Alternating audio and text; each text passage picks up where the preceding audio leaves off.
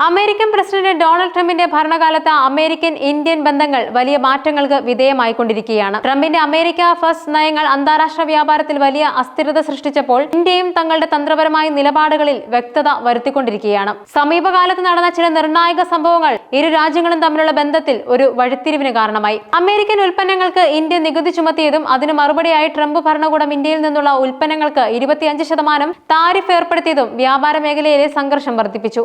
ഇതിന് പിന്നാലെ പ്രതിരോധ രംഗത്തും ഇന്ത്യ ഒരു നിർണായക തീരുമാനമെടുത്തു. ലോകത്തിലെ ഏറ്റവും ആധുനികമായ യുദ്ധവിമാനങ്ങളിലൊന്നായ F-35 സ്റ്റെൽത്ത് ജെറ്റുകൾ വാങ്ങാനുള്ള അമേരിക്കയുടെ വാഗ്ദാനം ഇന്ത്യ തള്ളിക്കളഞ്ഞു.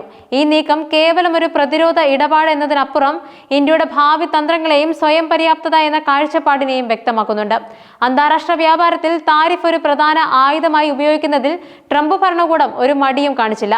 ഇന്ത്യയിൽ നിന്നുള്ള ഉൽപ്പന്നങ്ങൾക്ക് ട്രംപ് 25% നികുതി ചുമത്തിയത് ഇന്ത്യയുടെ കയറ്റുമതിയെ നേരിട്ട് ബാധിക്കുന്ന ഒന്നായിരുന്നു.